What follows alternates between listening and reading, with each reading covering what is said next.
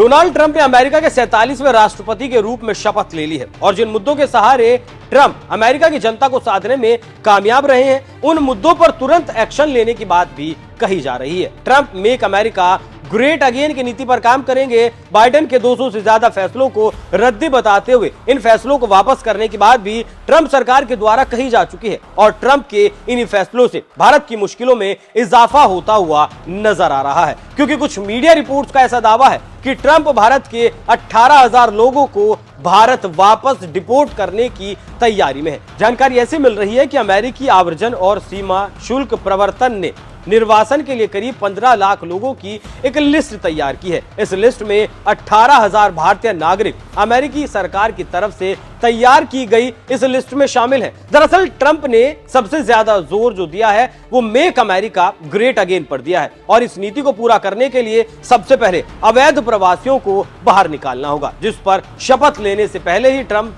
की एजेंसियां काम करने में जुट गई थी और इसीलिए 18,000 भारतीयों पर ट्रंप की तलवार सीधे तौर पर लटक चुकी है। अब सवाल यह है कि ये भारतीय हैं कौन जो भारत डिपोर्ट किए जाएंगे, और अगर डिपोर्ट किए जाएंगे तो इनका खर्चा कौन उठाएगा? तो सबसे पहले समझिए लोग आखिर है कौन। तो ये वो लोग हैं जो गलत तरीके से अमेरिका में घुसे हैं। जैसे भारत में अवैध बांग्लादेशियों की बात भारत में की जाती है। कहा जाता है कि बॉर्डर से ये लोग भारत में गलत तरीके से घुसपैठ करते हैं, बिना वीजा पासपोर्ट के ये हिंदुस्तान में आते हैं, आते काम के लिए हैं लेकिन गलत धंधों में लिप्त हो जाते हैं। ठीक वैसे ही अमेरिका में भी लोग कनाडा की सीमा से या फिर मैक्सिको की सीमा से होते हुए अवैध घुसपैठ करते हैं।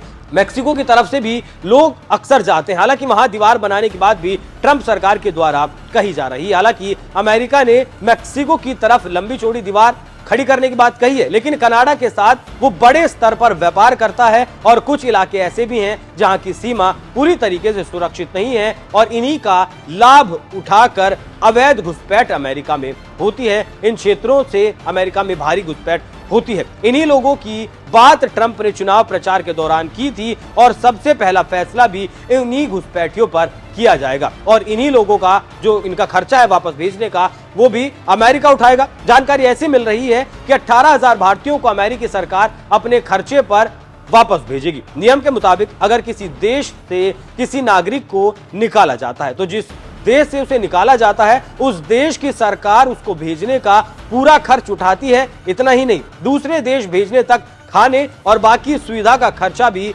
वही देश उठाता है। यानी अमेरिकी सरकार 18,000 भारतीयों को वापस भेजने का खर्च खुद उठाएगी। अमेरिकी सरकार ने भारत पर गैर मददगार होने का आरोप भी मढ़ दिया है। आईसीई ने निर्वासन प्रक्रिया में मदद नहीं करने वाले 15 देशों की एक सूची तैयार की जिन्हें गैर मददगार कहा गया, मतलब जो लोग इन मामलों में अमेरिका की मदद नहीं कर रहे। इनमें भारत का नाम शामिल होना अपने आप में एक बड़ी बात है। कहीं ना कहीं ये भारत और अमेरिका के रिश्तों को कमजोर करने में एक अहम कड़ी साबित हो सकता है। आईसीई की रिपोर्ट में अमेरिका में रह रहे करीब 18,000 भारतीय अवैध कागजी कार्रवाई की लंबी प्रक्रिया में फंस गए और इस पूरी प्रक्रिया में ज्यादा से ज्यादा 3 साल का वक्त लग सकता है, लेकिन इन लोगों को डिपोर्ट जरूर किया जाएगा और ये तो बस शुरुआत है। ट्रंप ने H-1B वीजा को भी बहुत ज्यादा जटिल बना दिया है, जिसकी बात जो भारतीय अमेरिका जाना चाहते थे या वहां रह रहे थे उनके लिए ये एक बड़ा झटका है।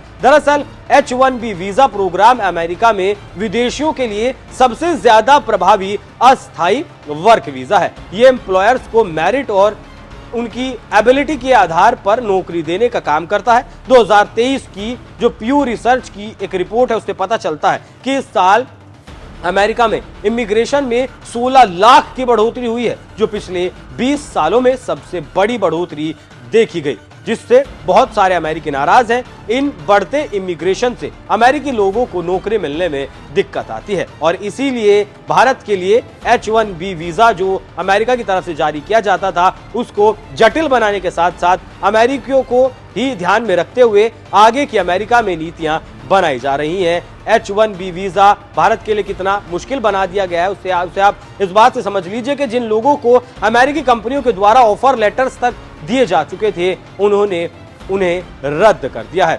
ये तो भारत के लिए बुरी खबर है ही। जो पैसा भारत के लोग अमेरिका में जाकर कमाते हैं उसे अपने देश भेजते हैं, जिससे भारत के भारत के जो डॉलर हैं उसका खजाना भारत में बढ़ता है, लेकिन अब इसमें कमजोरी देखने को मिलेगी। तो देखना होगा ट्रंप के इस फैसले से भारत पर आने वाले वक्त में कितना असर पड़ता है। बाकी इस पूरी खबर पर क्या कुछ आपकी राय कमेंट कर हमें जरूर बताएं। धन्यवाद।